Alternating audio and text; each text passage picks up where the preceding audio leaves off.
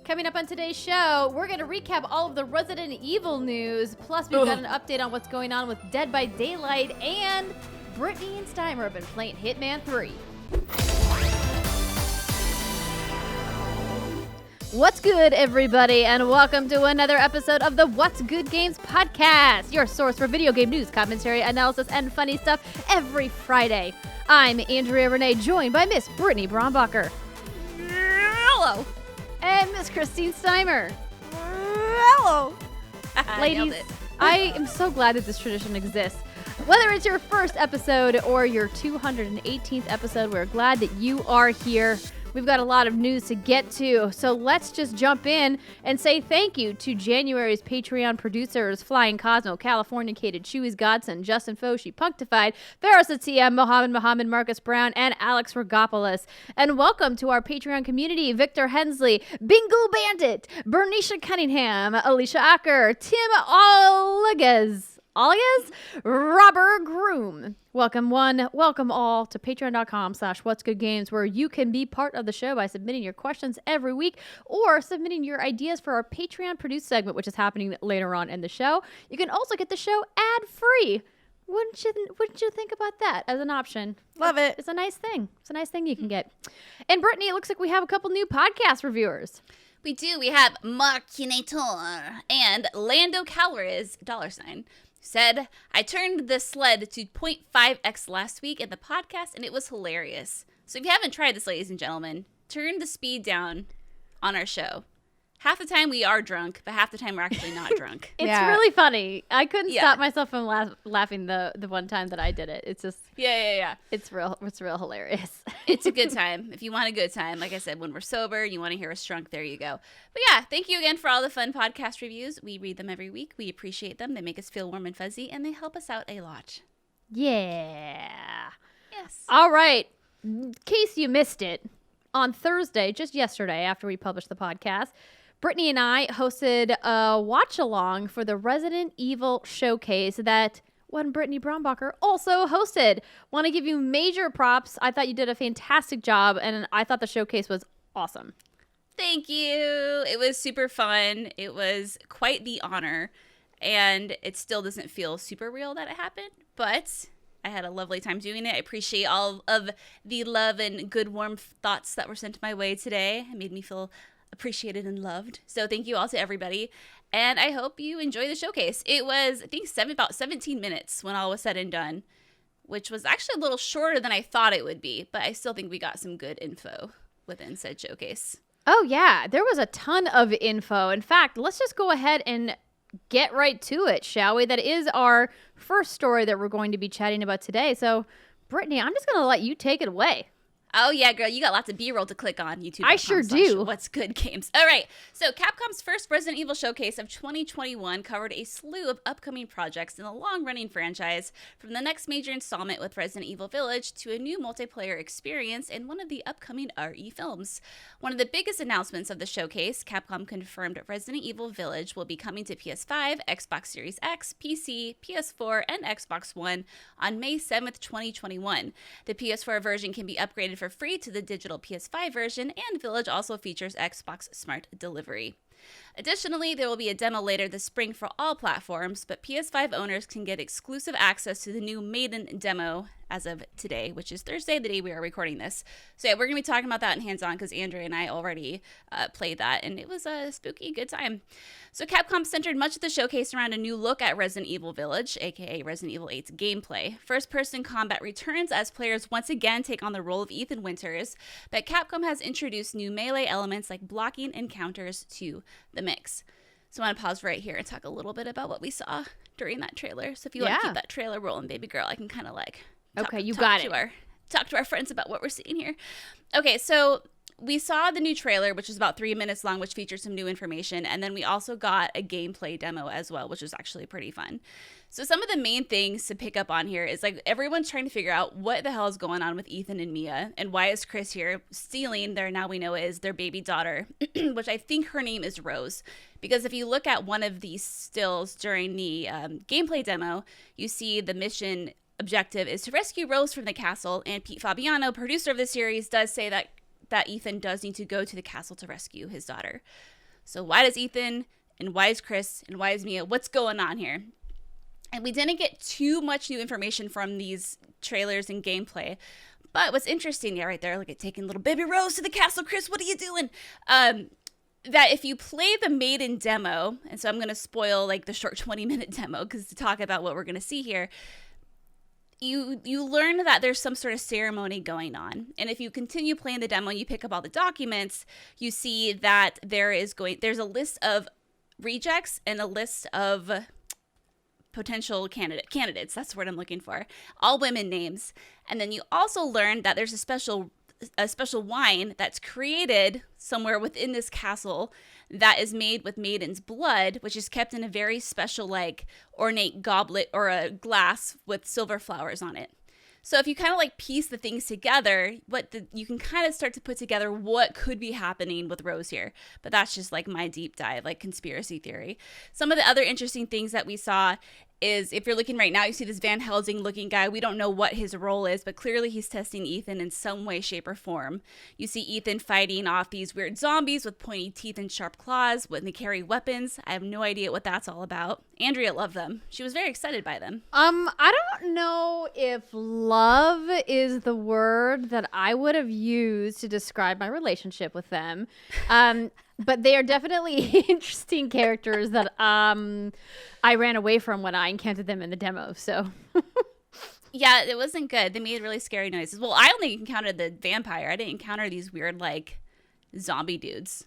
Well, I technically did not either. There is a thing that I don't want to give away that you can kind of, I mean, like, I can't really even describe it without giving part of it away. And I didn't pull any B-roll from the demo because I wanted people to be able to experience it on their own. I thought about capturing it and using it during this discussion, and then I was like, well, that would kind of give it away if people want to go play. As you know, if you're a Resident Evil fan, so much of it is atmospheric. You know, you should just experience it all in its glory. You should. Are vampires normal in Resident Evil, or is this like a new thing? This is like a new thing. Okay. They're definitely going a new route with the vampire ladies and the werewolves and whatnot. It's definitely when the trailer was going through a lot of the scenes, I was just like, this feels very Castlevania to me, or like very gothic, really which was cool. Yes. I do think the set pieces were really neat. This is definitely not the type of game for me at all. No, but, no, beautiful job, guys. Yeah, it's gorgeous. I think watching just the gameplay trailer and the new trailer itself, stunning just watching it. But when you actually go in to play the Maiden demo, you're like, oh my god, it's real. It actually looks this pretty. It is beautiful. Steimer, you would be happy because I know I appreciate good lighting. I appreciate nicely rendered sets. I'm gonna try to pull up that gameplay trailer now. Okay. There should be a link in the show notes. Oh, because I pulled up all the links. It's B-roll gameplay. But anywho, some of the other interesting things that I noticed is in the beginning of the trailer, Ethan says to Mia, hey, now think positively. We've talked about this.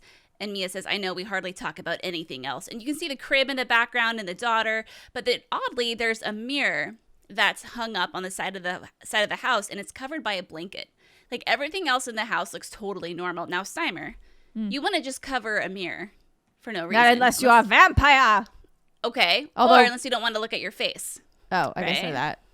Sure. Because why wouldn't you just take the mirror off the wall then? I mean, see, that would make most sense, but then that's not going to foreshadowing, right? Like, you don't need to have a mirror in your house. You can't bring your logic into a video game space. Come on now. Yeah, come on, Cyber. Stop being so smart. But I'm wondering if Mia is still struggling with what she did in Resident Evil 7. It's just why maybe she can't stand to look at herself in the face. I don't know. I'm just like going down these like bonker ass conspiracy theories.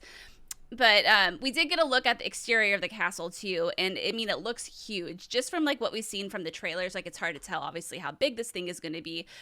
But looking at the outside of it, I mean, like, I think this could easily be like a 13 to 15 hour game, which I think would be lovely. Because if you look at RE2 and RE3, those are obviously shorter. And see right there. Oh, look at that. Yeah. Oh. Spooky. Yeah, it looks massive. It looks huge. Yeah. Gets me hot and bothered. Not to mention, there's currency in this game, and we get to see a brief glimpse of him later on. His name is the Duke. and he is the merchant. And with the merchant, you can buy, here I have it written down, supplies like your ammo, your first aid. You can buy grenades, extra baggage to increase your inventory space, and recipes for crafting. There's a gunsmithy that he also like has a gunsmithy apparently. I don't know. Usually That's you amazing. talk to him. I do love like suspension of disbelief on things like that where it's like, here's this horrifying castle in the middle of nowhere, and someone's like, hello, would you like to buy a grenade? I've got a grenade for you. Also, let me fix that weapon up for you. It felt very Devil May Cry. That's like the first cool. thing that I thought Cry. of when I saw that gunsmith. I was like, this feels like the gunsmiths that you get in Devil May Cry. Like they're just like randomly there with their like shop of stuff. And obviously, you know, that's another Capcom property. So maybe they took a little inspiration from that franchise and said, hey, like, let's just do it. Because you're already suspending the disbelief in Resident Evil anyway. Totally. Yeah. Interesting because Resident Evil 4 has a merchant, but he's not as bonkers as the Duke is. I mean, once you see him, you'll know what we're talking about. He's just comically like this crazy, like very, very large man. And you can tell he has his like belly hanging out and everything. So you can tell he was definitely there with a weird quirk. But that's what Capcom does is they have their own special quirk, and that's just a piece of it. Ow. And then he also will yeah, she's mean. Yeah, so looking at these vampire ladies as well. So we know you have Lady D. And then you have like these vampire women, and I don't quite know exactly what the role is going to be other than to stab Ethan in the leg. But they're all very hot. I'm just going to throw that out there. I mean, damn, like those are some nice looking vampires. Ethan, I mean, mostly I know everyone's talking about her bosom, but like her hat is epic. It's pretty great. Like, where do you think she found a hat that big? Like, how did she get it to fit her head? I mean, she probably was just alive during the time period when that was in fashion. She's like, this has been my hat. I mean, her for hat must be huge. Custom made, maybe. Oh, I see Yeah, what you're okay. saying. Yeah. Yeah. I mean, they live in a massive house, so they clearly had the money to pay someone to be like, fit it to my giant head, please. Excuse me, ma'am. Where did you get your hat? Some other interesting tidbits that we Is there saw a big and tall store around here somewhere that I could get a hat at? The inventory system, which looks very Resident Evil 4 in the sense that you have to kind of Tetris your items to make them fit. You can't just like stick them in there and hope for the best. That is what she said. And again, we mentioned crafting earlier, and now crafting is sort of kind of in the other games, but in the sense that you take, like you can add a green herb and a red herb and you get like an epic herb. But in this one, it looks like you can add things together like an herb and chemicals and get a first aid kit, or maybe you can craft special ammo on the spot. I'm not entirely sure how in-depth that's going to be, but it's not entirely new to the series, but it is new to, I guess, this inventory management, and maybe that's what they're trying to push. But other than that, though, they promise lots of puzzles. Oh, there's the Duke right there. Oh my God. Yeah, look at him. Look at the big Augustus boy. Gloop. That's exactly it, Steimer. Yes. That's He it. does. He does have Augustus vibes. Yeah. They promise again lots of puzzles, and there's a bunch of side objectives and whatever. But anyway, like with all of this, I again think it's going to be a much larger game than what we're used to, and I think that's awesome. It looks real good. It looks pretty. Yeah, I mean, if this wasn't a spooky game, I think it's very stylistically cool. Like I think they did a nice job with all of that. And like, even when they're walking down the halls and stuff, I'm like, oh, this is neat. They've used a lot of gold. It's very like, look, I'm not the best with architecture and history, so don't come at me. But like reminds me of, like Versailles or one of those old palaces that has a lot of gold leafing around through it. Obviously the style of the furniture. Yeah, the art direction in this game is phenomenal from what I've seen so far. And I think... Is that a goat? Yeah, It it's is. a collectible. It's like the Mr. Everywheres in RE2 and the Raccoon Dudes in RE3. They're just little things that you walk into a room and you shoot. It's like a little fun side thing. I just thought I was like, first of all, I can't tell if it's supposed to be a toy goat or a real goat, but it sounds like it's just like a tchotchke thing in the game. Yeah, it's like a collectible. Got it. Mm-hmm. Ow, wait, what the flip? Oh, yeah. Something I don't just know. came out of your hand in this demo. Sure did. Look at this. Yeah, now Is you this have one of the vampire a ladies. vampira? They have, instead of bats, are they gnats? It's I don't know hard what to they are. tell. They're definitely some kind of flying insect. But yeah, they're not great. They're not great. I don't think it would kind of suck because like you think about all these really cool, sexy things about vampires and like, oh yeah, you could turn into a bat. Like that sounds kind of neat. But then instead it's really just like a swarm of bugs. I feel like I would be disappointed. Well, If I was a vampire and then I was like, wait, but I got to turn into a bunch of gnats and fly around. Like what? That's not cool. They're definitely more robust than gnats. They look. They like are large, they are more robust They look than like gnats. large moths, if But anything. that's still not a thing. I want to be a bat. Okay, well, I Might be a mean, bunch this of is the world of bats. Resident Evil. They probably didn't want to go full vampire trope, and so That's true. They were like, "What do bats eat?" Well, you could be what the bats eat.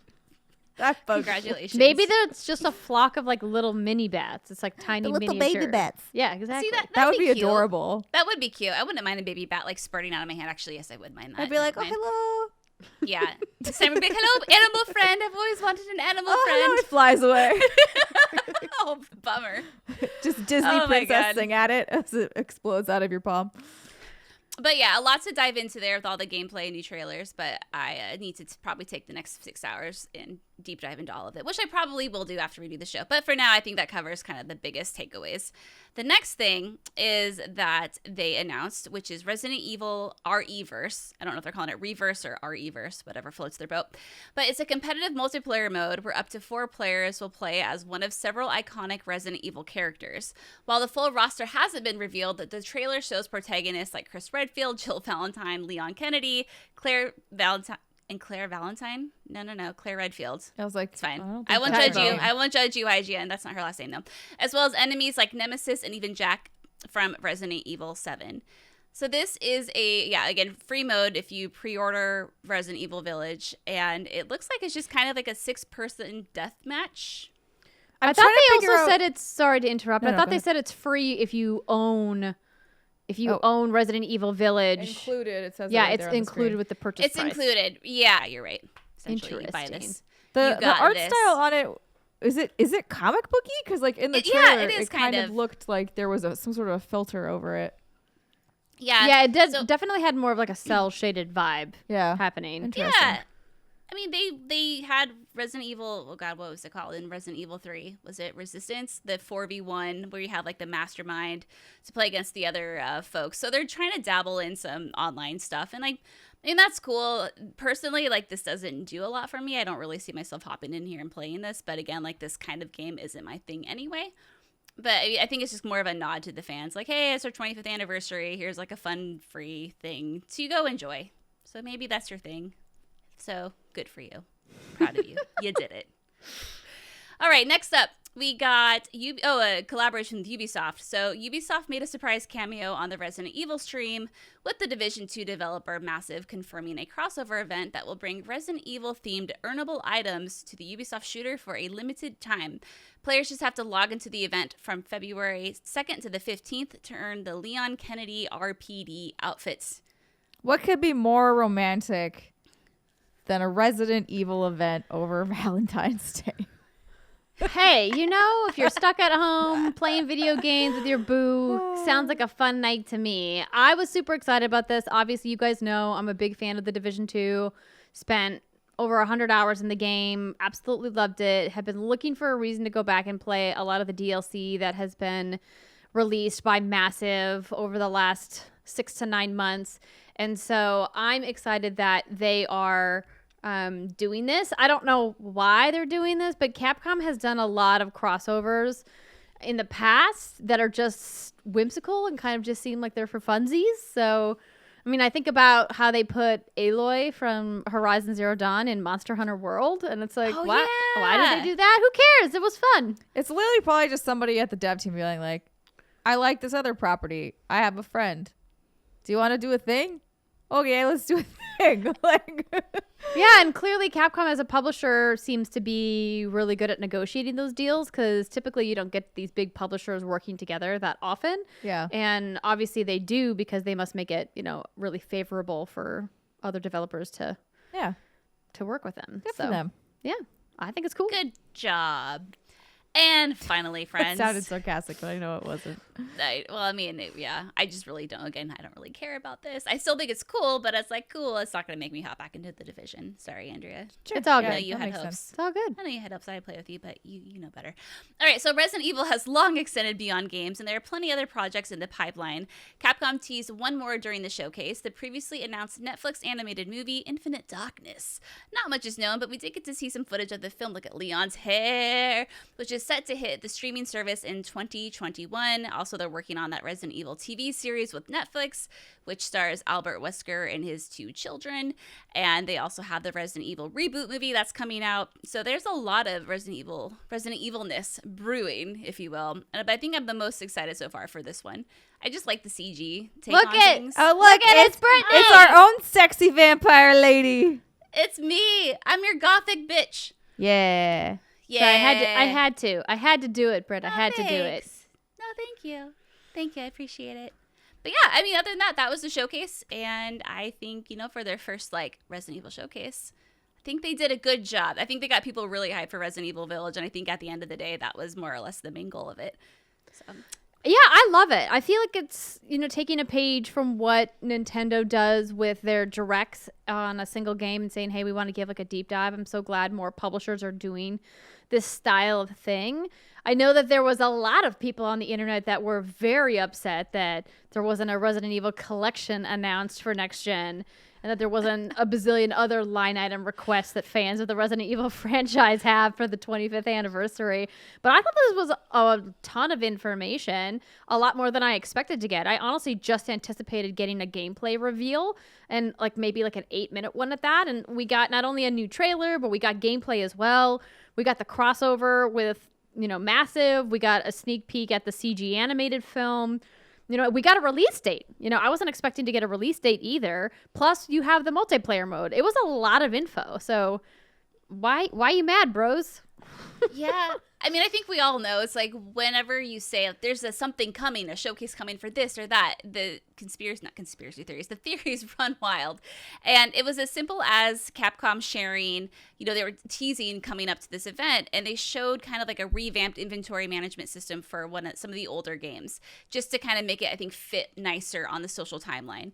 And people were like, oh God, they redid it. This must mean there's a new Resident Evil collection coming. Oh my God. And then someone takes that and then they run with it. And the Resident Evil 4 remake, I still have a sneaking suspicion that's actually happening because of all of the little, leaks and such that we've seen so far. So I wouldn't be surprised if that ultimately does get announced, but that could be, another year from now, it could be another 6 months from now, who knows?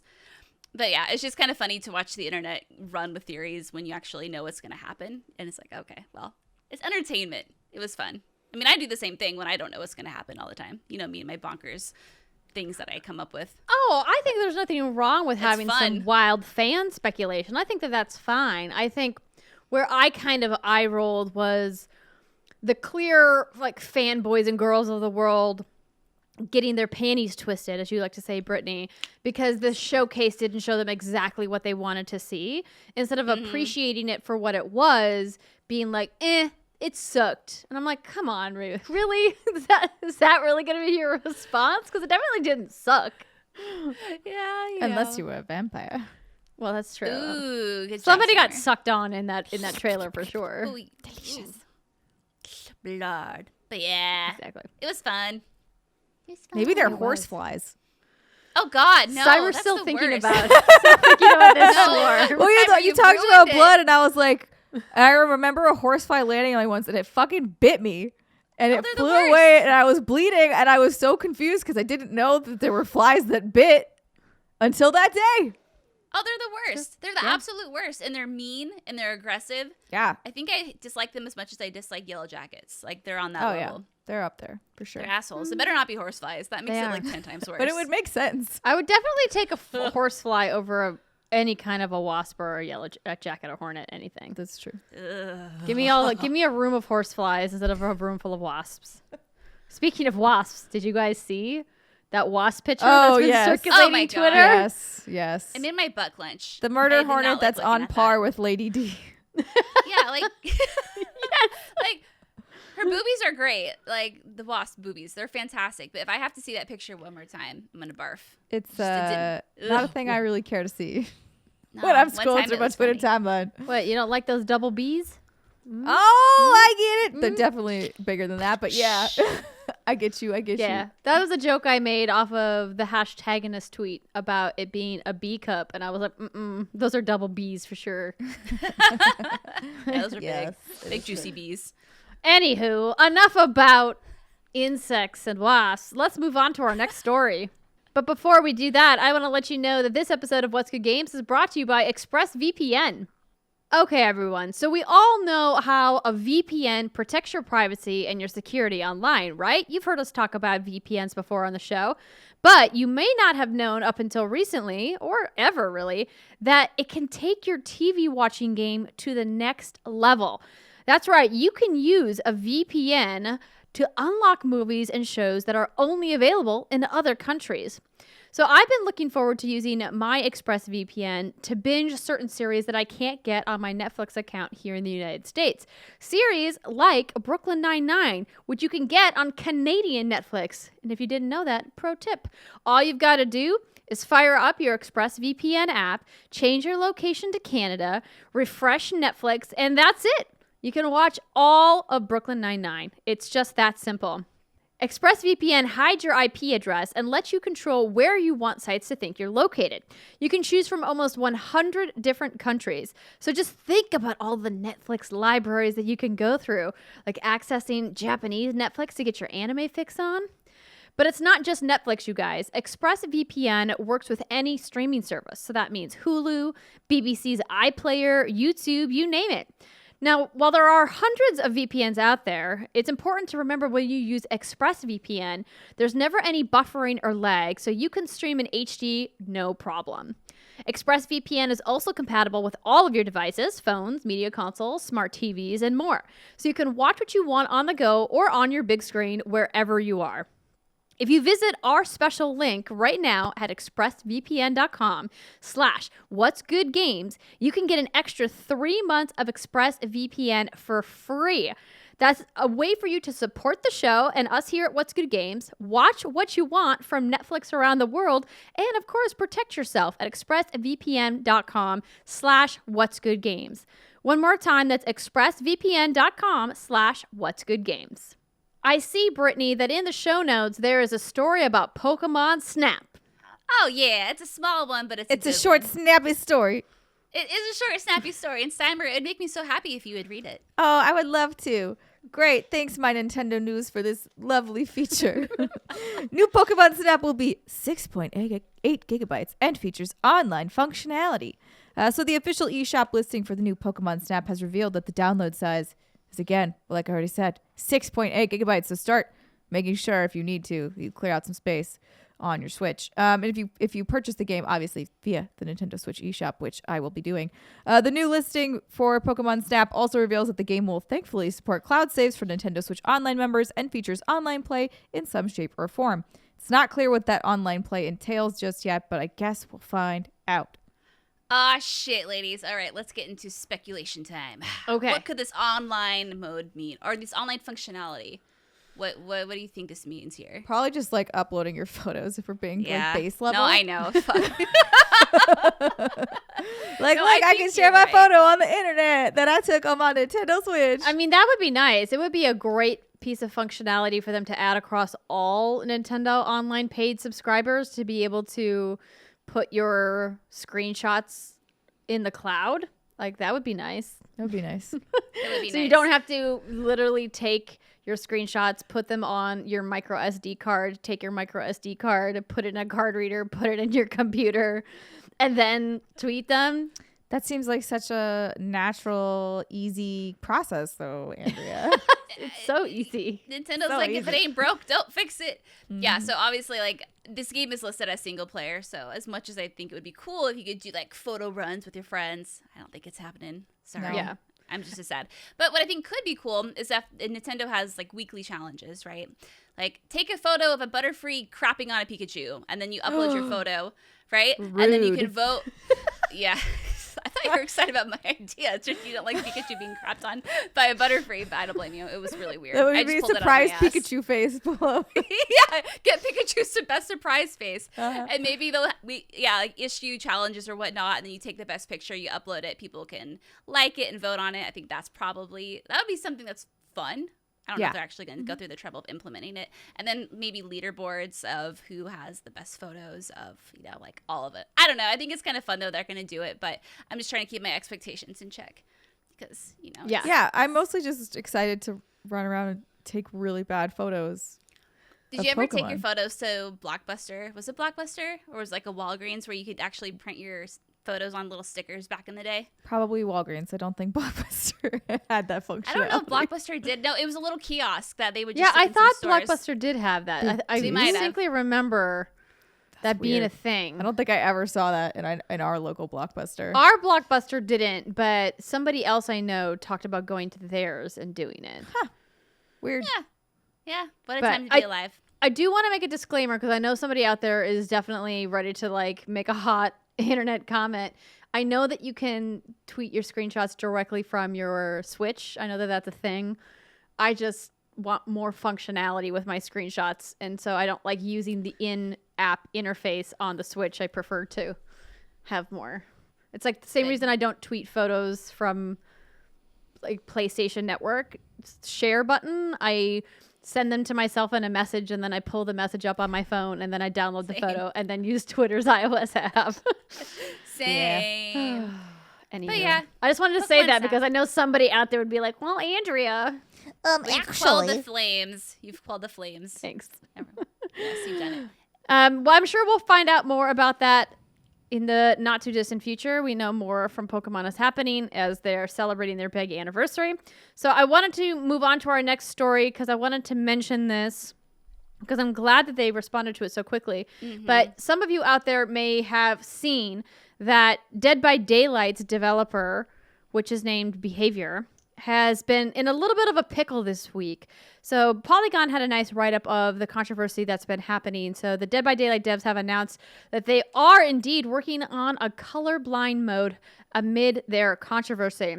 So developer Behavior Interactive has announced the new feature following outcry from the gaming community. The colorblind mode will come to Dead by Daylight with settings for various kinds of colorblindness, including Deuteronope? I don't know how to pronounce that. Sorry. Which is the inability to perceive green light. I have no idea either. Protanope, which is the inability to perceive red light, and Tritanope, which is the inability to perceive blue light. So there's no release date on when these features will arrive, but they said it will arrive shortly, is what they said in a tweet. So take that with a giant grain of salt. Shortly could mean just about anything. You may have also seen that after a recent game update to UI elements was kind of when the fervor, that's the word, kind of was coming to a head because fans had noticed that these new UI elements were very difficult to make out specifically for colorblind players. So in case you guys don't know what Dead by Daylight is, or you haven't seen me stream it or seen anybody else play it, it's a competitive game where 4 survivors are trying to escape from one powerful killer. So yet another one of these like asymmetrical multiplayer games. Survivors leave red scratch marks in the environment to show their activity for the killer that is hunting them, and the killer's cone of vision is also represented by a red light. So obviously this is very concerning for colorblind players. Now, the complaint, though, isn't new. Fans have been petitioning Behavior for these changes for some time now, with one player going as far as to post a weekly shitpost about the lack of colorblind settings, and has kept it up for 70 weeks. Wow. 70. That's 70. when you were That's talking over about a the year. story, I was like, how is this only now coming up? But so I'm glad. Okay, it clearly is not. It's just been boiling. I mean, Dead by Daylight has been around for a very long time. Yeah. The idea that this game still doesn't have accessibility functions is, quite frankly, outrageous.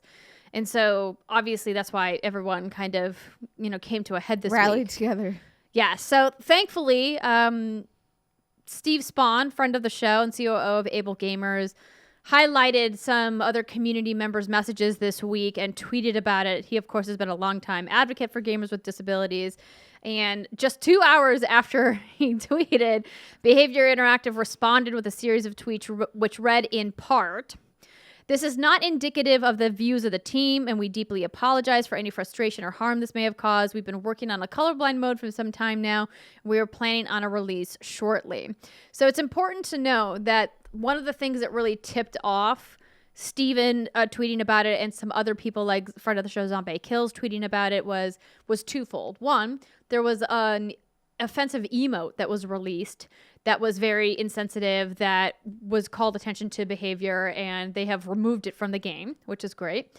And then there was also a developer who was caught on stream talking to people in chat, a developer from Behavior that works on Dead by Daylight, talking about the reaction to people pestering him about colorblind mode, saying, quote, "It's getting really boring just blabbing about colorblind mode all the time. We've heard it a million times. We know. Continuing to badger us about it isn't going to change anything," end quote. Woo. This is why you PR train people. This is exactly why you PR train people. I think what it was it looked like, I watched the stream footage. It looked like he was on a personal stream and that people were just, because they know that he's a dev on the team, were asking him about it, and he just seemed super glib and flippant about it. Like he seemed like he did not give a fuck about this issue. He was like, "You guys just keep complaining about it.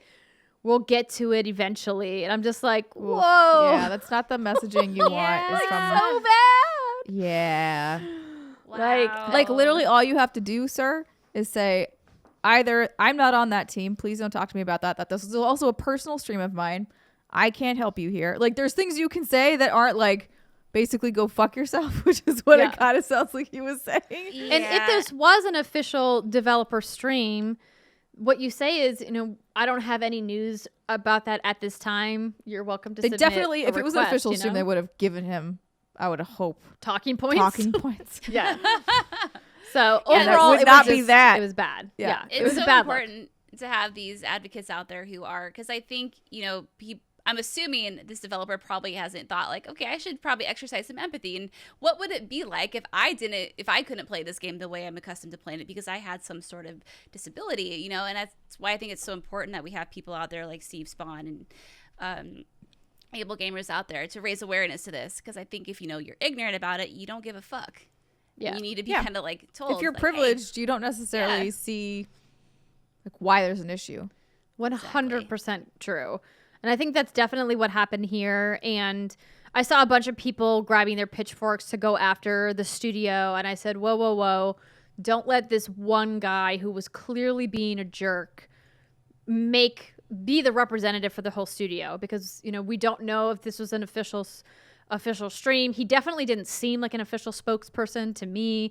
He seemed like a dev who works on the game that was being rude, who was being insensitive. Mm-hmm. And I don't think that that's indicative of the team at large. And in fact, they made a statement saying this does not reflect our views. This is not who we are. We have been working on this colorblind mode for quite some time. It's just not ready yet. And then they showed a bunch of screenshots of the different types of colorblind modes that they've been working on. So clearly it is in progress. But they said we don't have a release date yet because we want to make sure to get it right. And I think that's important that they did that, but obviously they should have done that a long time ago. Right. Like if they already have a community and forums or whatever, like just talk about it. If someone's put up a thread for 70 weeks, clearly it's better to, even if it's not ready, be like, yes, we are working on this. Here's what we've got so far. It will take some time. But like just so people know that it's happening and that you aren't straight up ignoring them, especially compounded by, I'm really curious as to like what this guy even does on the team, because people say developer, but like that has such a generic it's like you could be anything. So I don't know if he's like an actual engineer or if he could be on a publishing team. Like technically people could say that I'm a developer for a thing and I'm not a developer. Like I don't do that. So like that's where I'm like, it gets a little loosey goosey when you start saying things like that. And that might be why he was just like, meh. Yeah. Don't talk to me about it. Like, this is not even my thing. But instead I'm going to say the complete wrong thing. And absolutely. And I think the really hard truth that a lot of people don't stop to realize is really behind the scenes in the video game development world is that a lot of these accessibility options are expensive to implement for smaller teams. And if they don't build them into the game from the beginning, adding them in afterwards can be a very arduous process depending on how they built their code. And that sometimes takes a very long time. And while some developers are more eager to make their games accessible than others, they still have to put that work in. And some developers just decide it's not worth it financially for them to spend the amount of resources it would take to add those accessibility options for such a small amount of players. And that is a really shitty answer, but that's just the hard truth of where video game development is. I think what's really great about the work that organizations like Able Gamers are doing is that they're working with developers from the get-go saying, hey, let us show you the tools that you can use to add these in at the beginning to save yourself the headache and the expense of trying to make your game accessible in reverse. Yeah, and instead you can build them in from the beginning. And that's why when we talked about the accessibility options, when we discussed the nominees for the Accessibility Award during the Game Awards, it's like I had said, to me, it's unacceptable that every AAA publisher isn't adding these in, but it's tougher conversation when you're looking at smaller indie devs who have a very small team, who probably don't have the budget, and who maybe want to add these options in, but they just don't have the bandwidth to do so. But thankfully, because these conversations are happening now, hopefully more and more developers are saying from the get-go when they're making their game and concepting and pre-production, saying, how do we make it accessible from the start? And the only way to keep, making sure that they do that is to keep talking about it. So props to everybody who was part of the community who raised the flag. Yep. Yeah. I had a feeling it was a matter of time before they issued a statement. That shit don't fly these days. Rightfully Right. so. Yeah. No, and that dev was out of line 100%. Yeah. Mm-hmm. So, and I'm glad that they jumped on the emote thing as well. That also was like clearly. What was the emote? I mean, and I don't even think it's worth discussing. It was just it was an offensive emote depicting people in an insensitive way, and it just is like one of those things that's like, hey, we've been talking about these things forever now, but it just harkens back to diversity on teams, right? Yep. Like you need people of all different walks of life. You need people with disabilities on your team. You need women and non-binary people on your team. You need BIPOC on your team, because in order to get those perspectives and make sure that you're making your game as accessible as possible, you need those people to say, hey, this ain't cool, bro. Because for the most part, people are good, right? Like on these dev teams, they're not intentionally trying to be assholes. Obviously, there's a few exceptions here and there. Mm-hmm. But like overall, they're not trying to be rude or mean or insensitive. They just are doing it because, as Steimer said, they live a life of privilege where they don't have to, experience those kinds of hurtful things. So the more you know, just expand your horizons, friends. Anywho, I'm done. I'm off my soapbox now. That was a good box. Thanks. Yeah, that was a good box. We have a couple in case you missed it. Peter Moore. Remember him, everybody? Ah! Former Xbox and EA executive producer Peter Moore has revealed that he has rejoined the games industry, taking a position at Unity. Moore noted on Twitter that he will join game engine development company Unity as its senior vice president and general manager of sports and live entertainment. So you guys may have remembered that Peter was very visible at EA in their EA Sports division, and he left to go live his dream working in the Premier League, and now he's back. Yeah. He's a great one. He was always so much fun to interview. I'm glad he's back. He's back. Can't escape the video game life, man. You can't No, get it's away true. from it. It's true. It keeps coming back. Once a gamer, always a gamer, Peter. And then Kingdoms of Amalur Re-Reckoning is coming to Nintendo Switch in just 2 months, March 16th, 2021. Nice. There you I go. have a thing to add. Yes. What? This is purely selfish in case you missed That's it. fine. I don't care. This is partly my show.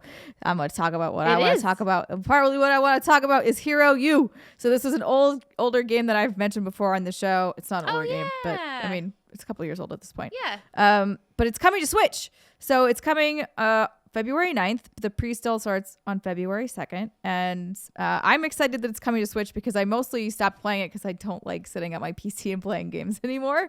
I used to be really into that. Now, not so much, especially with quarantine working and having to sit there all day, every day anyway. I'm like, I don't want to be there. Yep. That if I don't me. have to be. They made Quest for Glory, right? Yes. These are the People who developers. made These that, are the Lori and Corey Cole are basically the two. I want to say brainchildren, but that's the incorrect way. They are the Masterminds. masterminds. Thank you. That developed the Quest for Glory series, which is again my favorite series of all time. And so this one basically it's a new story, so it's not the same hero story that you follow in Quest for Glory, but it's a brand new protagonist in a brand new era. But similar style gameplay. So like, this is gonna sound really dumb and lame, but part of like what you do in those games is you're like, oh, I've got to like, you got to go work out so you can build up these skills. You got to like go climb on the tightrope so you can get better balance, so that when you need to do things later on in the game, you can just do them and not have to worry too much about it. But that's awesome. Yeah. I remember you playing this because it was kickstarted and then it took forever, but it finally released. Okay, that's right. Yep. Yeah. And now it's coming to Switch, and I'm gonna buy it. It's gonna sounds like the great. perfect Switch game. Yeah, and it says it also works like you can use the touchpad or you can use the Joy-Cons to kind of navigate through the world. So I'm excited. Hero U, not a nice. Wii game. All right. Well, that is going to do it for our news for this week. When we come back, we're going to talk about what we've been playing. Stick with us. We'll see you in a minute. And now it's time for announcements. If you are listening to the show on Friday, January 22nd, good news. You're in time for our Patreon exclusive streams on Saturday, January 23rd at 12 p.m. Pacific. This is going to be our first month doing our new format. So the Happy Hour Q&A is open to all patrons of all levels and is not going to be any different. We take your questions and we chit-chat, and it's a good time. And then immediately following that, we will have a live recording of the Patreon exclusive podcast first episode. And if you miss the live stream, don't worry, we will be uploading the audio podcast onto Patreon, and you can take a listen to it there at your leisure. Plus, if you guys miss Brittany and I doing live reacts to the Resident Evil Showcase, you can catch that archive on YouTube, or of course you can watch the VOD on our Twitch channel at twitch.tv/whatsgoodgames. And speaking of Twitch, I'm once again excited to be joining the team at Twitch Gaming's The Weekly. If you guys want to catch me there next Thursday at 11 a.m. Pacific time at twitch.tv/twitchgaming. That would be fun to see y'all in the chat, throwing those Maverick emotes up. Always like it when you guys do that. And that's it. That's it for announcements. Britt, Steimer, got anything? Negative. No, nothing. On with the show. Welcome back, everybody. It's the second segment of the What's Good Games podcast. This is where we talk about what we've been playing. And this week, both Brittany and I downloaded the Maiden Resident Evil Village demo on PlayStation 5. So you heard us talk a whole bunch about Resident Evil in the news segment, and now we want to talk a little bit about what we've been playing. And we, of course, are going to try to keep it as spoiler-free as possible. So, Brittany, you, as the Resident Evil expert, what were your first impressions? How fucking spooky that demo is. So yeah, this demo's only like, I don't know, Andrew, how long did it take you to finish it? Because I looked at every nook and cranny for far too long, as I do. Yeah, so I spent a little bit longer than most people probably did because I missed a clue for one of the like mini puzzles, because I found the thing that I needed to find, but I didn't examine it because I'm not like a hardcore Resident Evil player. I forgot that you have to like pick the thing up out of your inventory and then examine the things. And so I literally got all the way to like this point where like one of the doors was locked, and I was like, oh, okay, clearly I'm supposed to go through here, I think. And I was like, I've missed something, right? And so I went all the way back to the very beginning of the level, even though I did not want to, because the very beginning of the level is a scary freaking place. Because you start in this dungeon, and then you have to work your way out of it to get inside the castle. And it's spooky. I mean, it's classic Resident Evil atmosphere building. And I played it intentionally with my headphones on, my Logitech G733s. Good girl.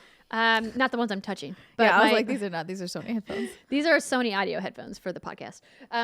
But I played it with headphones on, knowing that I wanted to experience the full audio. So, and it was definitely worth it. So I think like maybe 20 minutes like is what you could do this in. It's really short if you know. If you're moving at a clip. It took me probably closer to 45 minutes. Yeah. Just depending on like what you're doing. It was hard for me to say because I stop and look at Resident Evil 2, as you said on the stream. Toilet paper. I was literally about to say toilet paper. I was like, I remember the toilet paper scenario where you were like, oh my god, how did people poop in the apocalypse? And you're just like, what? Why is this so interesting? And you're like, the world building. They have toilet paper. I was like, I love you so you know much. what? I'm a simple human. I just cherish the little things in life. My new fetish, ladies, are the door handles. I have a new thing for door handles in this game. Okay. Is this a 'Cause if fetish you now? Look, I mean, I wouldn't classify it a fetish yet, but I found myself staring at the door handles and be like, wow, the amount of detail those fuckers put into this. Look at these door handles. Because Are they different?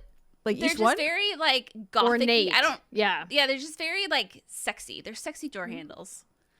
You know Yeah, what I mean, you saw the interior of the castle I just in meant the like, trailer wouldn't shots. you seen one of the like look at one doorknob, be like, wow, that's really ornate, and like move on with your life, or are the doorknob designs different? There's different noticed doorknob designs depending yeah. on what type of room you're in. Got it. Oh, it's so pretty. But yeah, like Andrea was saying, when it first starts, like within 5 minutes, I wanted to piddle myself.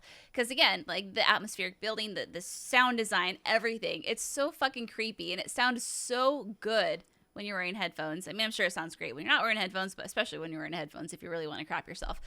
But I mean, it was just so beautiful. It's not a thing I really like aspire to do. If on you the really day-to-day. want to crap if yourself. if you really want to get that adrenaline going, because you know what, there's not enough going on in the world today.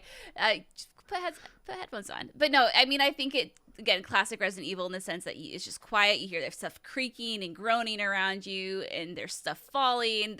There's dismembered people. There's so much. Ugh. But the thing that really stood out is I think how dark this game really is going to be. I mean, Resident Evil 7 was fucked up in some senses. Like, if you look at some of the things that happen in the story, it's like, oh, that's dark and twisted. But as you're walking around, you know, you're seeing these barrels, which I think it could be wine, but it probably isn't. It's probably blood, let's be real. Is this the place where the vampires live? Because if so, it's definitely blood. It's definitely Yes, blood. it is. Yeah. Okay. And there is a wine, as Brittany mentioned, this vintage Maiden's. Maiden's blood. It is called Maiden's Blood. And the demo is called Maiden. Yeah, because and that's the whole point, is that you're this woman who's trying to escape the castle, and I won't spoil it, but again, I talked a little bit about it at the top. As you walk around and you can discover, you can kind of piece together what you're doing here. But like, you see these barrels that are literally just like seeping blood out, and they're almost like bursting. And then you hear people moaning and groaning. You see hands sticking out of barrels where clearly, and it's like, it's just fucked up. There's torture devices. Dude, the torture devices in the basement, like, I took a screenshot of one. It's a mask, like a metal mask that goes over like face, and it has screw holes over the eyes where they can screw bolts into your... I was like, this is fucked up. Who thinks of this shit? It is. It's so messed up. I wonder And if so it's real. Like, I wonder if it's a I'm historical sure. thing. I'm I'm sure this is They were inspired just by like, real stuff. the devs were just like, the most fucked up torture devices of Oh yeah, I mean, absolutely. I totally think it's real, because it's definitely that gothic medieval kind of vibe you're getting from this this village and this castle. And I think for me, that was like, I mean, I get freaked out when I play Resident Evil games. Not so much when I play like Remake 2 or Resident Evil 3 Remake, because it's like, okay, it's zombies. But it's kind of the more the fear I got when playing Resident Evil 7, and even a little bit I get when you're playing a game like Outlast, where you just have this sinking feeling of, this is just so wrong and this is so gross. And then you kind of can't help but think of like, who came up with this? Like, I'm sure a very brilliant mind, but still, like, how do you even think about it? And so I think it's going to be fascinating to see how the tone of this whole game really does play out. And I think it's going to be much darker than something we've seen before, which is something the devs have said. It's like, we're going for a much darker game. Well, not like much darker, but they're going for something along those lines, like darker than like what you saw in RE7, right? Yeah. I think it's interesting also because when you first said you can tell this game is dark, I thought you meant literally the game is dark, because it is. I had to adjust my graphical settings on the PS5 a couple of different times, because obviously I want the dark areas to feel atmospheric, but at the same time, I also want to see what's going on. And a lot of the game is the lighting. The lighting in the RE engine just looks amazing on PlayStation 5. And I fully anticipate on PC and Xbox Series X, it's going to look great as well. I do think it's really smart of them to come out during the showcase and say, we are bringing this to PlayStation 4 and Xbox One, because there's a giant player base that's still on those consoles, because the new consoles are still very difficult, if not impossible, to get. But it looks gorgeous on PS5. Oh God, there's this moment where you walk into this room and then there's this like living area beneath you. And just the way there's a chandelier, the way the lights are flickering, the gold accents, it's just stunning. It's so beautiful. And I just really want to get in there and explore and do all the puzzles. But obviously a lot of this is cut off because this is, while it takes place in the Resident Evil Village universe, it's a separate timeline. And there are going to be connections between this story and what happens in Resident Evil Village. Obviously what that is, we won't know until we actually get to play Village. But, oh my God. It was, I swore a few times. Reb actually ran up to me and he was worried because I was saying, the F-bomb a lot. Oh, yeah. And groaning, I fully had a like, what the fuck is that moment. You did? I didn't overhear you. Oh, you didn't? No. Well, I wasn't being like super loud about it, but it did happen to be a moment that John like walked in the room and he like saw it happen and he was like, holy shit. Yeah, I was in like the room over I had meetings, so I was on calls while she was playing this demo. Oh, no. Yeah, but it is a free demo, so if you own a PlayStation 5 and you want to check it out, please do. It's like he said, is just a little bit of your time. And they did mention they're bringing a new demo to all platforms later this spring, so there will be an opportunity for everybody to check the game out, to try before you buy. Yeah. Excellent. Yeah. Excellent. Exactly. All right, so moving on to the game that everybody has been talking about in my social media feeds. I don't know about you ladies. Seen a lot. Hitman 3. So the review scores came out and they were excellent. Lots of 5s, lots of 10 out of 10s. No surprise that IO Interactive has done a great job with this. I was really impressed by what I saw in the preview event, which we talked about just a couple of weeks ago. And now I've had hands-on with the final code as a view. And so thank you to IO Interactive for providing us with codes for Hitman 3. And Brittany, you've probably been playing the most of Hitman. I'm having so much fun. This is the perfect stress relief game that I think I needed right now. Yeah, so I'm super new to Hitman 3, or Hitman in general. The only Hitman I've played was probably like 5 years ago. And I did one of the missions. It's actually one of the training missions that you do at the beginning of Hitman 3, where you have like the fighter jet and you have the dude. And I actually like ejected him from the fighter jet seat. And it was just a glorious moment. So it was kind of fun to relive that in the training mission. But so anyway, like, yeah, I'm new to all of this for the most part. And so I was worried about, how approachable it would be. Do I have to be super careful, super stealthy? Thankfully, on the show last week, Andrea mentioned that you can save scum, which is like my favorite way to do things. So if you do fuck up, you can just boot that save right back up and it's not too much of an inconvenience. But yeah, I mean, I'm having a lot of fun with it and I found it actually really approachable and I didn't struggle. There was a slight learning curve, but it wasn't too terrible. And I love the set pieces. I love the locations. I think the first 2 or 3 are my absolute favorite. There were a couple that I was like, it just kind of got a little tedious and it wasn't my favorite, but I really liked Dubai. I know what you talked about. And did you get to do the Dartmoor mansion as well? I did play a little bit of Dartmoor, okay. Yeah. So the level design in this game is off the charts. Like it's excellent level design. And I know that there's been some people kind of complaining about the narrative not doing things that are like super exciting, but I don't think that is a deal breaker because the level design is so good. And as you have both seen, like it's a beautiful looking game. Yeah, and don't be worried if you haven't played any of the other games like I haven't, but that's not where this game really shines. It shines obviously in the gameplay and just wandering around. And the way I found that I like to play each level is I like to walk around, get totally immersed, take all of the costumes that I can so I can get deeper and deeper into the level design. And then from there, I like to scope out like which way it is I want to kill my target. So one of my favorite ways that I did is I was just kind of wandering around in Dubai and I happened to stumble across a kitchen, which happened to have a chef, which happened to be preparing food for my target. Muffin man? And no muffin, but I did happen to have a vial of lethal poison. So I was like, I could kill someone with a muffin or I could poison my guy. So what I did is I took the chef out. I dressed as the chef. I poisoned all the food. I called my target down there. He started eating. And then he just died on the spot. And it was glorious. And then I just kind of sauntered out like it was nobody's business. I'm like, hey, I did that. But it's just really fun just to get in there and just find out all these fun ways. Another way is I just found myself alone with my target on top of a Dubai tower. I'm like, I could just push you off right now and I would be done. And I did. And I was done. And I did. I'm just going to push you over the edge. No biggie. Yeah, and I just sit there like cackling to myself because it is just so satisfying, especially when you pull it off. And I did play on casual difficulty, so let me be very clear, as I did not do anything above that, because I think when you go above casual difficulty, you have to worry about surveillance systems and stuff catching you. Yeah, and I think people are there's certain people who are suspicious of you, and kind of navigate around them. Yeah, that's where I was running into difficulty during my time with the game, is that I kept playing specific parts of missions for far longer than I probably needed to, because I wanted to do it perfect. And so every time I would screw up, I would start over. Except this one playthrough, I just killed a bunch of civilians. I was just like, fuck it. I just was like, I'm the worst hitman in the world. What happens is I make a mistake and I accidentally hurt somebody, I punch them or kill them by accident, and then I'm like, you know what, fuck it. This has changed from hitman to mass murderer.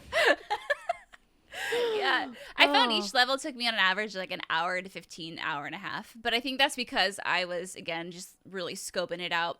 There are, I don't know what the actual name of it is, but you might remember, they give you directions, how you do a mission.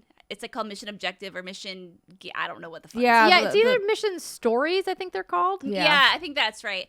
And so you can come across these by just eavesdropping on people, and they'll be like, hey, here's a route you can go if you want to do this, and you can accept it, and then it really holds your hand. But I've learned that if you don't time it just right, if you take too long to accomplish a certain objective in that mission story, it'll fail, and then you're up shit creek without a paddle, and you have to find a different way to kill your target. Yes, that's what I found as well, that the ones that I did go down, they actually ended up taking more time than if I had just tried to just go find my own way to get to the target, because they have specific objectives within those stories. Now, I think that that's really fun for replayability for people who, take one path, right? So they have these shortcuts that they have added. So if you want to go back and replay those levels, you can try some of those stories out. And I think that's a cool way to allow people to spend more time in those levels and experience different ways to take out your targets. But for me, I was just like, I just want to kill this guy, move on. What? Steimer, how did you feel about your time with Hitman? I haven't played a lot of it, to be fair. But I think part of why I wasn't really getting into it is just because the game requires more thought than I had room for at the time. I feel like this would have been a much better game for me to play over my holiday break. Because I wouldn't really be having a lot else on the brain, but being thrown right back into work and then trying to play this game, I was just for me, I felt it was a little overwhelming, because I'm also new to this franchise, and I've always loved the idea of Hitman, right? I've always loved kind of what Brittany was talking about, where it's ooh, I can do this. It's, paint your own murder basically. And that sounds fun. And I just struggled a little bit with overwhelming amounts of choice. And then you get paralyzed by it, right? You're just I tried to follow one of the mission stories, but then I was not sure how to get to the next marker. It was up over here, and I was where is it? How do you get there? I do not know.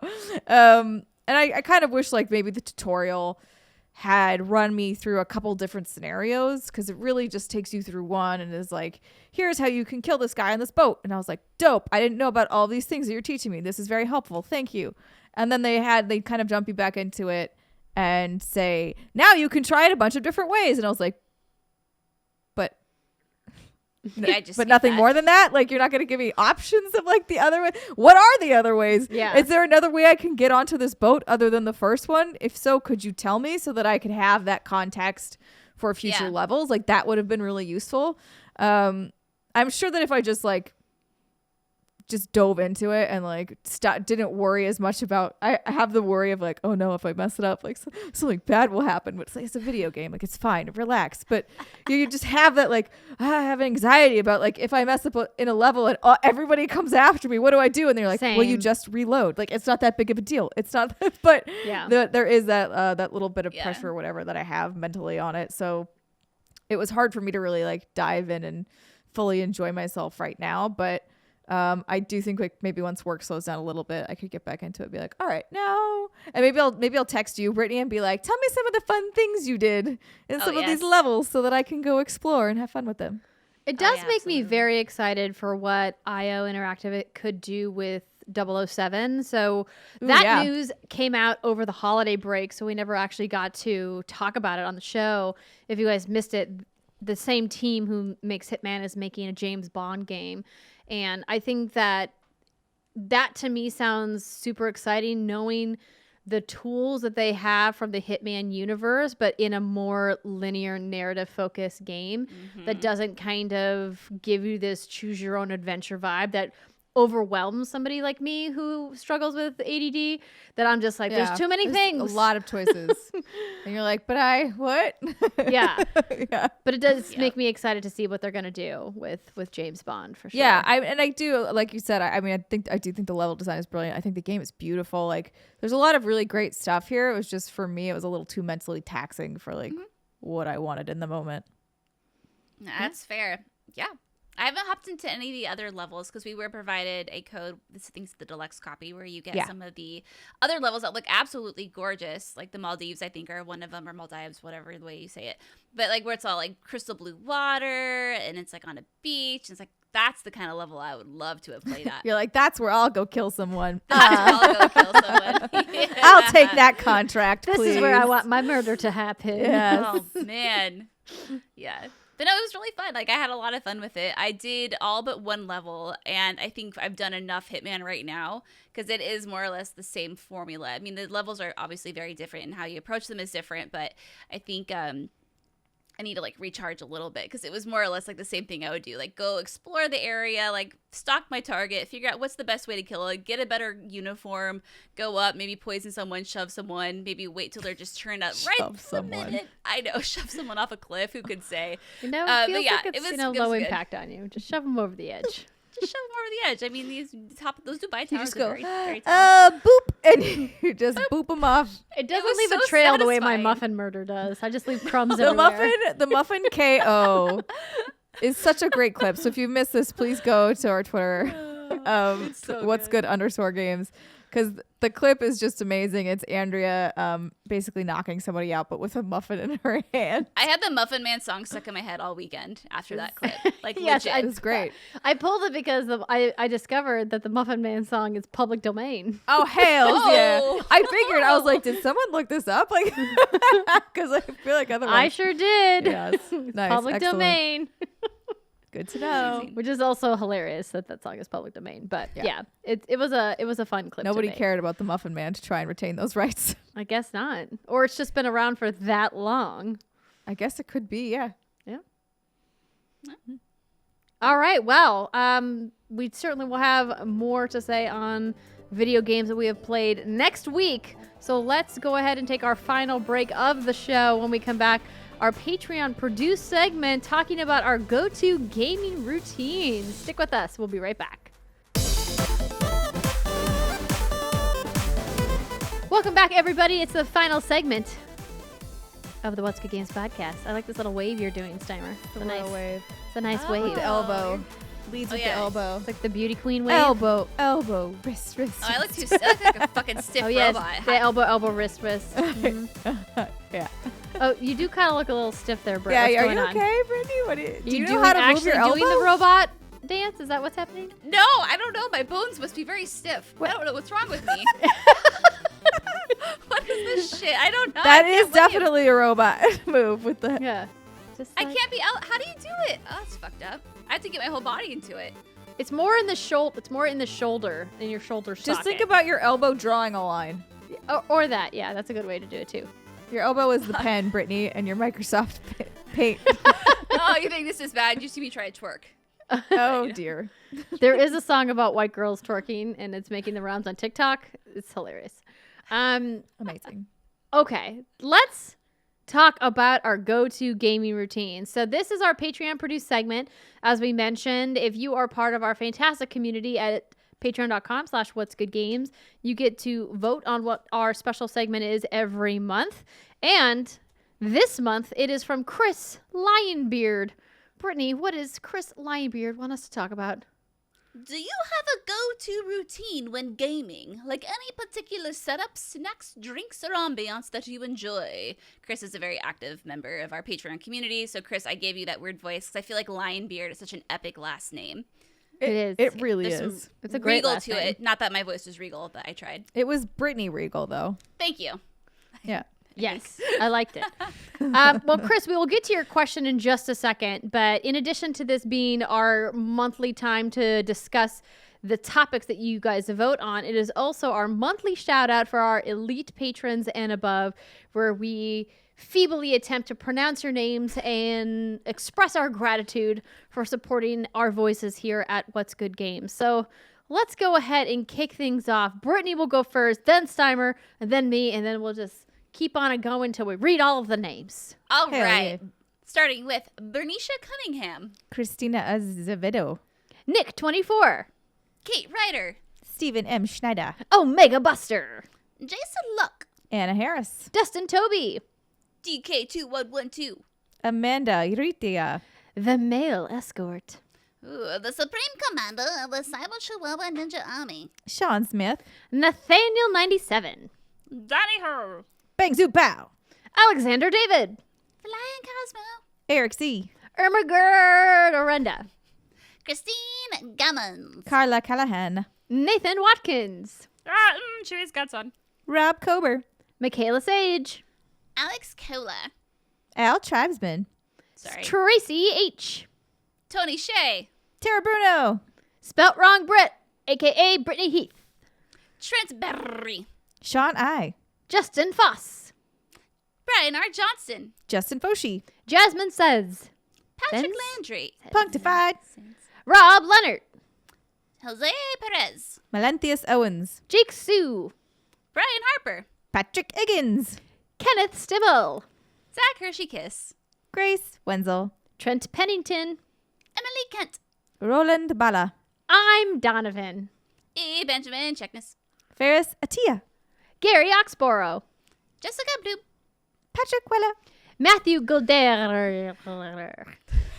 I can't do it, Brittany. Goder. do you need the Heimlich? Are you okay? Noel Navarez, Tyler McCall. Joe Wilson.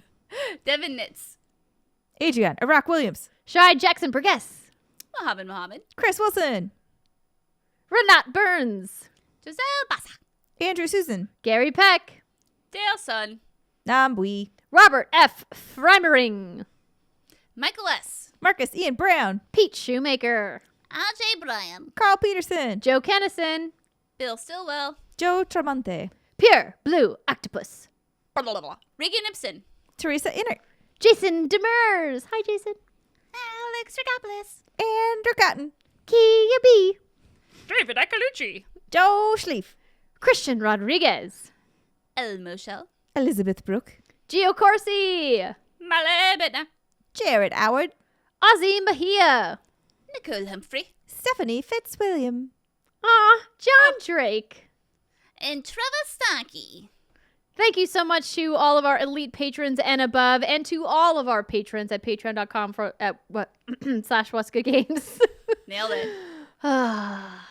It's been a day, ladies and gentlemen. Indeed it has. So let's get to Lionbeard's question, shall we? Gaming routine. So all of us have been playing video games since we were wee lasses, and I'm sure we've had routines come and go over the years.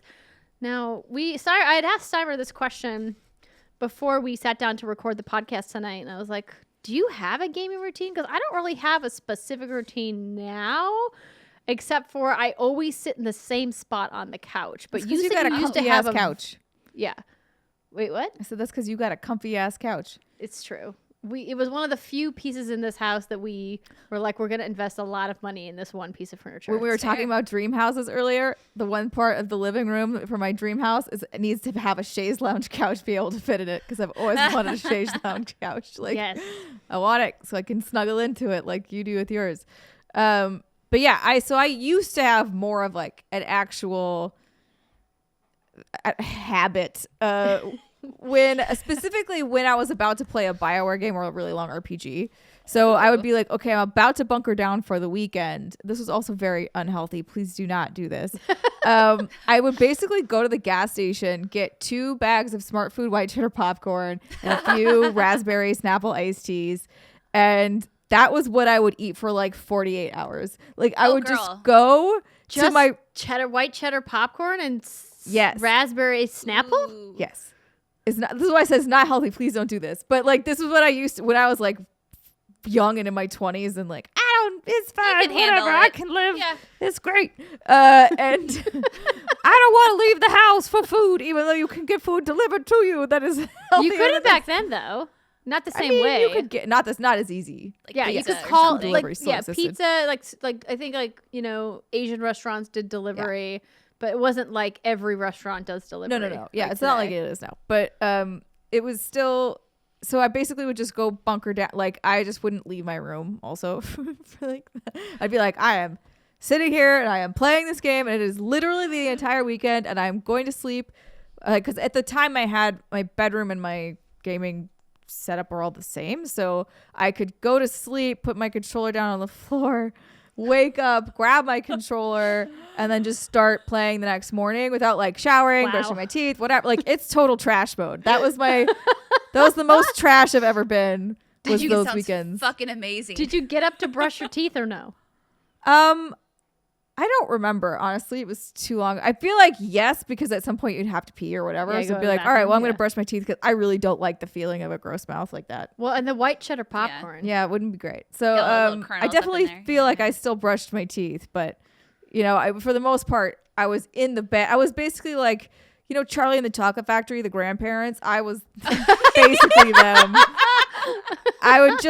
I lived in the bed. I was like, I'm playing video games in my bed. I'm going to go to sleep in my bed at 14 hours later, and I'm going to sleep for 6 hours, and then I'm going to get up and I'm going to do it all again. And like that was what I did for the weekend. And, oh God, but eat a bag of popcorn. Freaking amazing. Doesn't it though? That's what I'm thinking. Oh. the only thing I would say is, I still love to this day Smart Food white cheddar popcorn. It's fucking delicious. But I don't know why I ever chose that as my snack, mainly because the cheddar gets all over your hands. So it's really not a console friendly snack. It wouldn't be like the pretzels that you have or whatever, like whereas you don't have to worry about that getting everywhere. So I don't know why I picked that other than the fact that it's tasty. That seems like a good enough reason to me. That and that flavor mixes really well with the raspberry iced tea. And it's low calorie, that particular type of popcorn, right?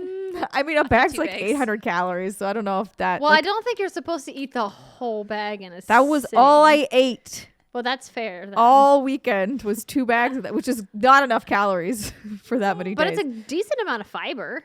That's true. Popcorn has a lot of fiber, everybody. Did you know that? Now you know. Oh my God. Anyways, those are my super trash gaming routines. Was like bunker down, eat some popcorn, drink some iced tea, and don't see the world for a couple of days.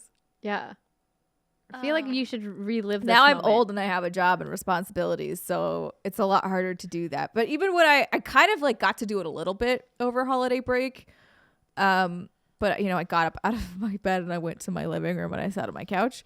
Progress. Progress. Like there's no more TV in my bedroom, so that was an upgrade. And I definitely didn't have Smart Food white cheddar popcorn. I ate real meals. That's good. Throughout the time. Yeah. And I think I got up and like exercised most mornings too. So like I moved a little bit and then was like, now I can sit and be a vegetable. Nice. And that was great. Get the obligatory exercise in. That's important. Yes. Yeah, you gotta stretch before you do those long gaming sessions anymore. It's important. You don't want blood clots, so you gotta get up and move every now and then. I'm trying to think. I have a little bit of a current routine. Okay, so if I were to go downstairs right now and play a game, I would make sure you ladies know when you get a massage and you lay on your back and you have that little thing you put underneath your knees. Yes. Yeah. A little I have one of those. The little pillow. So I have a little pillow that I put underneath my knees when I am sitting on my little recliner. I have to make sure I have that nearby. I have to make sure I have my big white comfy blanket because it's just like cozy. And then on the night, it's not a nightstand. It's an end table. Next to me, I have to make sure I have my big growler. So this big motherfucker. But then the problem with that is then I have to pee a lot. But that's another issue. Hydration is key, though. Hydration's difficult, man. Yeah. I have to have my chapstick. And then I have to usually, like, if I have some caffeine, like a little bottle of caffeine next to me to, like, you know, my 5-hour energy drinks to keep me going. But then next to me, which is another little recliner, I have to make sure that I get Reb's blanket out and extend the recliner and put the blanket on the recliner, because it always happens without fail. Within 15 minutes of me sitting down, he wants to hop up next to me.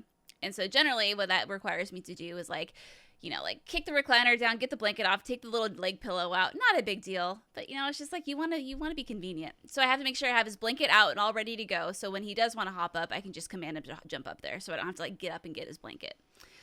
But other than that, I don't really have, like, another thing. I like to be, it depends on the kind of game I'm playing too. If I'm playing a super, like, story-driven game like T-Lu 2, for example, and Jason's downstairs trying to play, like, Smash Brothers or something, I'm like, nah, dog, I can't have that distraction. So I'll go, like, upstairs to the upstairs TV, because he doesn't have a headphone or headset for his Switch, and so I have to make sure, like, I'm not gonna be bothered with the sound of all these grunty Nintendo characters.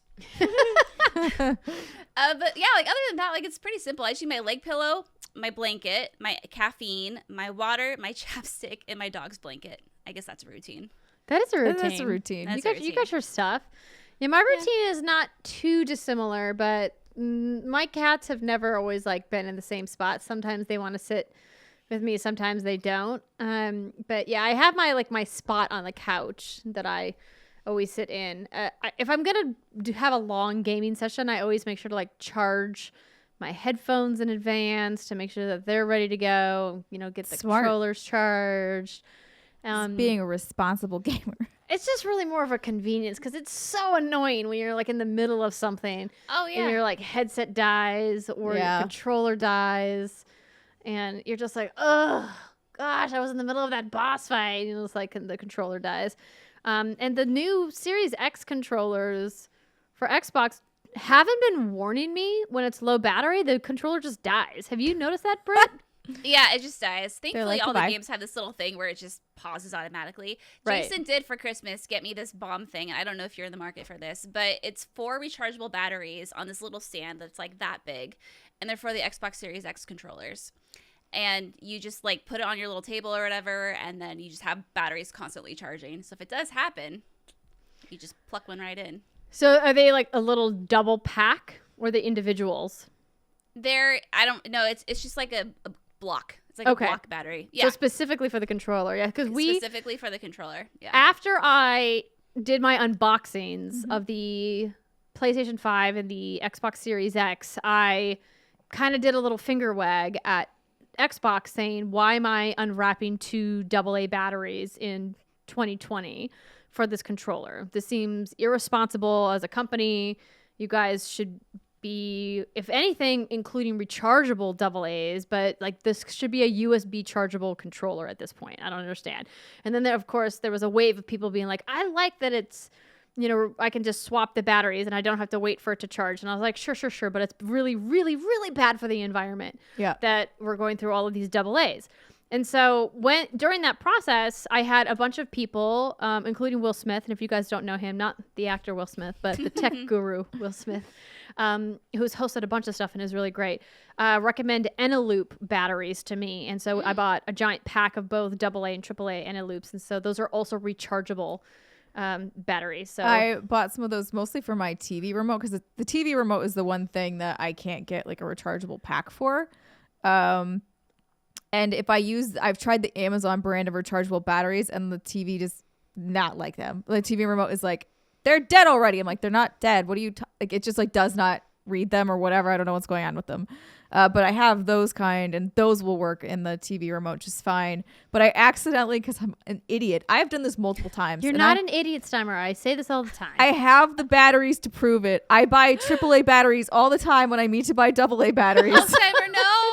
And so I just have a plethora of fucking AAAs that I don't know what to do with, because I have nothing to use you them can for. Bring them here. Okay. I have a variety of small electronic devices that take AAAs. I was just like, why do I just have a bag of them? I'm like, oh, why? Oh, no.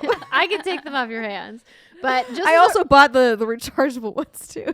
Yeah, no, that's good. That's good. So I have, like, a little drawer in, like, our junk drawer. There's, like, a little section just for the charged batteries. But just as a reminder to everybody, do not throw your batteries in the trash. Keep them in a little baggie. Take them for recycling. Almost every Best Buy has a battery recycling. A lot of local trash will take battery recycling. They have special bags for them. Just don't put them in your trash. It's bad for the world. So just don't do it. Pro tip from Andrea. Do you ever charge your Xbox controller with the USB-C? No, never tried that. I thought you had to have the rechargeable battery pack inside for that to work. Oh, do you? I don't know. Is that not I've the never case? I don't know. I've never tried it myself. I've always had these little rechargeable doohickeys. Yeah, I just assumed that if you wanted to use the USB-C to charge it, you had to have the rechargeable pack inside that Xbox makes. Maybe not. I'm looking at it. It says just play wirelessly or use the included USB-C cable for a wired gaming. Oh, for a wired gaming if it's experience. wired, If it's wired into the thing. Yeah. I also have like 25-foot cables. I do have a 25-foot USB-C because we use them in the studio, but I know that most people do not. But hopefully we're moving towards a USB-C unified platform. Please, Apple, you're the last holdout. I mean, they started. My MacBook is all USB-C That's now. true. So no more MagSafe for me. So I'm hoping that we're going to get there. We're going to get there soon. Fingers crossed. Yeah. But anywho, gaming routines is what we were talking about. It's true. Andrea, I'm curious because I was thinking about this is a thing that I like to do. If I'm about to like settle in for a sesh, I always like to light a candle. Yes. I was like, love candles. Yeah, I was like, I want like a little scent ambiance so that I can feel nice and cozy and like, okay. You're speaking my language. I love candles so much that my husband got me a candle subscription for Christmas. Nice. And the first one arrived today. I also have candles in the studio for when I have long editing sessions. Nice. I have a candle out here. But I'm with you. If I have a long gaming session, 100%. I'm actually kind of looking forward to the weather turning here in California. We're expected to get rain next week because some of my best gaming sessions are like when it's like rainy outside. Oh yeah, because you're just like you just feel better. I don't know. I always am like, yeah, it's nice and rainy outside, and like I'm inside and I'm playing whatever video game. I feel like it's just like there's something nice and sort of comforting about it. Mm-hmm. So you don't feel obligated to go outside and do productive shit. Yeah, exactly. Not that you can do a lot of productive shit outside these days anyway, except for like go for a walk. But. 100% true. Haven't done anything productive outside in a while. I mean, with around other people, I definitely have had like chores like around the house. Yeah. You know, like keeping the leaves out of the pool. And, cleaning your pool out because it was really windy the other day. You know, making sure there's not cobwebs on the front door. We haven't opened our front door in 84 years. Ah, shit. Oh my goodness. But yeah, I think gaming routines are interesting because I think everybody kind of does things a little differently. But as we get older, and as you mentioned, Steimer, we get more responsibilities. And for parents out there, for people who have children, or if you're, a caretaker and you have somebody in your life that you're looking after, those responsibilities just start adding up, and it's harder to maintain those routines that maybe we fell into when we were kids, teenagers, or like in college and things like that. But hopefully you guys have something in your routine. I remember I would just binge all day. I think it was Baldur's Gate Dark Alliance that came out too, I think. Anyway, my mom came in and she's like, it smells so bad in here. I think I was like 15. I literally was just hunkered down. I had chips and salsa next to me that had probably been there for like a good day and a half or so. So she came in and finally opened the window. Oh yeah, it was so gross, but God, those were the good days. You could just do that shit. It wasn't gross. Like I didn't have decaying food around me, but the judgment. I could sense the judgment. But I do remember it was Viva Pinata, and I went down. I still lived with my parents at this time. I was interning at Edelman, and or maybe I had the job at that point. I don't remember because I still lived at home when I had that job. And I went down to the basement to like play this game. And then the next thing I know, my mom is just like yelling at me, and she's like, "Have you been down here all day?" And I was like, "Huh? What time is it? What do you mean?" And it was like 8 hours later. I had no idea. I was like, it was a time warp. But oh, man. So good. She was like, "It's dinner time," and I was like, okay, well, I've been relaxing down here and playing with my garden. How good we had it. Yeah, just stay at home, like play your games, fester, whatever. And then your mom's like, okay, I made you dinner. Come eat it. And you're like, okay, cool. And then you go eat your food that someone prepared for you. And then you go right back to where you were. Yeah, and when you're a kid, you're so ungrateful about it, too. I know. You don't know any better. You're oblivious. And then you become your parents one day and you're like, God damn, I had it good. And then you wave your finger at your children and go, you're going to wish you could do this for your whole life one day. It's like perpetual grass is always greener. My little cousin, who was, I think, 3 or 4 at the time, and my aunt was like, here's the deal. If you take a nap right now, later tonight, you can watch a movie of your choosing and we'll make cookies. And I was like, this is the greatest deal in the history of deals. You get to take a nap and then you get cookies at a movie. And the kid was like, not having it. She was like, I will not take a nap. Blah, blah, blah. I'm like, I want to take a nap. And I just looked at her. I was like, you will regret that. I was like, I'm not even lying to you. One day you are going to wish you could take that nap that you just refused because sleeping is OP. Somebody brings you cookies. Like, it doesn't really get better than that. I know. I was like, this is amazing. And she was like, no, my aunt made fun of me and she was like, no, this deal is only valid for people the age of 4 or 5. And I was like, okay, fine. I was like, damn it. Curse you, age. No, that's a rallying cry I think a lot of us can get behind.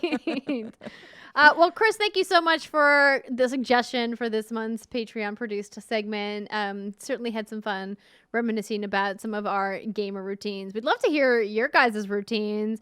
Hit us up in the patron chat on our Discord if you're not in there yet. We'd love to have you. It is a free thing for all members of Patreon. Or, of course, leave a comment on this video when we post it on Friday and tell us what your gaming routine is. Tomorrow. And you don't have to be a patron to tell us what your routine is. Anybody can. It's Leave us a comment on YouTube. Tweet to us. What's good _games. Let us know. Maybe you too like Snapple Raspberry Iced Tea. Yeah, man, that was the shit. I haven't had one in years. And I feel like we have to go get some.